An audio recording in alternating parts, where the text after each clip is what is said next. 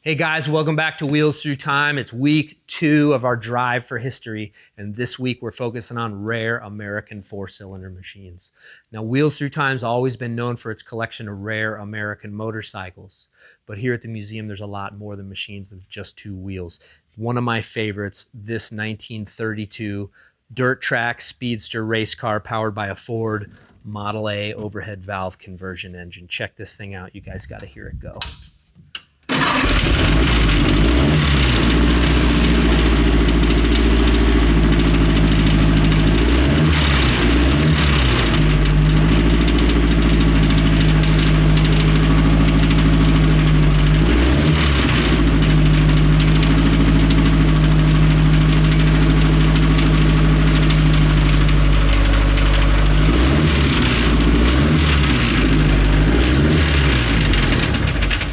This thing just sounds absolutely incredible. Big old 4-inch exhaust pipe over there belting out the notes. And so this car has been at Wheels Through Time for about 8 years now, and it came from a contact out west. The machine was actually restored by a good pal of ours, Steve Hunsinger. He's a world-class restoration artist and does cars, early racing motorcycles, early American motorcycles, and just did an absolute jam-up job on this machine. Now, as Steve tells me the story, this car at one point had an Offenhauser engine in it, and actually the machine changed hands a few times. The Offenhauser motor was likely pulled to put in some other race car, and then the body sat and sat and sat for many years, and then came back to Steve to restore it probably about 10 years ago. So the machine, 4-cylinder overhead valve conversion engine on a Model B motor. So it's the Model B type with the bolt-on bell housing.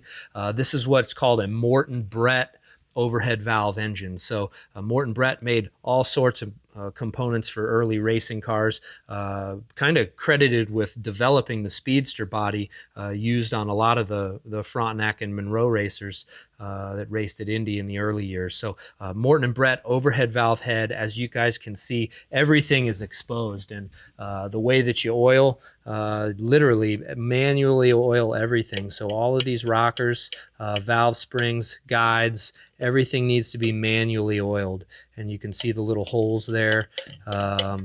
You basically dribble a little bit of oil in, constant maintenance. So this had no top end oiling. It wasn't an automatic setup. You go out for some laps, compete at the local track. Every time in, you're likely oiling the top end. Double downdraft Winfield carburetors, incredibly potent setup. These things were making like 100 horsepower back in the day, if you can imagine that. So all real and original speedster body, front drop axle. Even the tires on this baby are original period dirt track racing tires. Now, what we were doing, actually had doing some service on this machine today, oil change, and then we were actually having some issues with the fuel pump. Now, that the way that these work, carburetor's way up front, fuel tank is way back here in the back. So what you need is this auxiliary fuel pump to actually pressurize the fuel tank and get fuel to the carburetors. Once the motor's running, it'll create enough vacuum to continue to draw fuel. But initially, when starting, you've got to use the fuel pump. So what our issue was, and it's been an issue for some time here, and we just recently got it fixed. Pretty simple setup. There's a check valve here. Down on the bottom inside of the can there, and what you've got is a plunger with a leather washer here.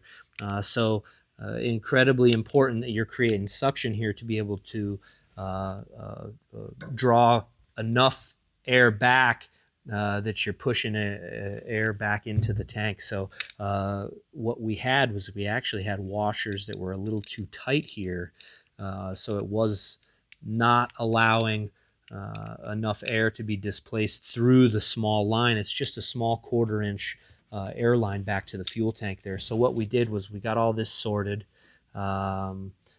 just a few minutes ago, and it's operating absolutely as intended. So what you'll see here, Steve, over on this side, you've got, actually come up and check the dash out. This is pretty simple setup. You've got your fuel pressure here, so what you can see is I get this screwed in. Fuel pressure up to 6 pounds is what it's looking like. So you give this thing a few pumps and you're immediately getting pressure to the tank. Okay, there we go. And key on, and you ought to be able to fire this thing up. Now you got oil pressure, you got a tachometer, you got your engine temperature here. So pretty simple setup. 3-speed with the shifter down on the bottom, big old steering wheel, solid rear axle. So this thing is made for sliding sideways, guys.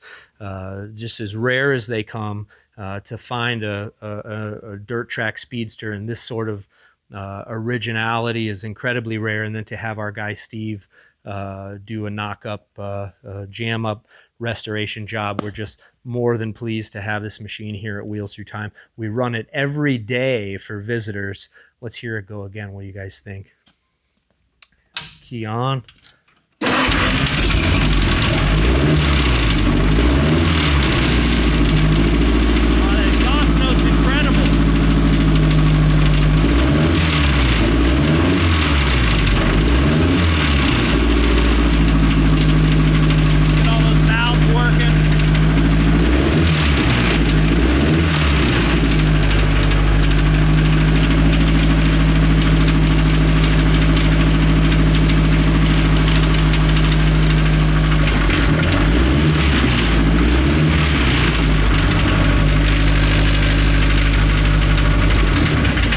Oh, God, man, that's as cool as it gets. 1932 Ford Model A dirt track speedster. Make sure you come check us out here at Wheels Through Time. You can hear it run, and there's no sound quite like it. Guys, thanks for tuning in. We're actually firing up more rare machines this week on our Drive for History American 4-cylinders. If you guys like what you see, make sure you check out wheelsthroughtime.com/donate and make a contribution today. Remember, each donation helps fuel the museum that runs.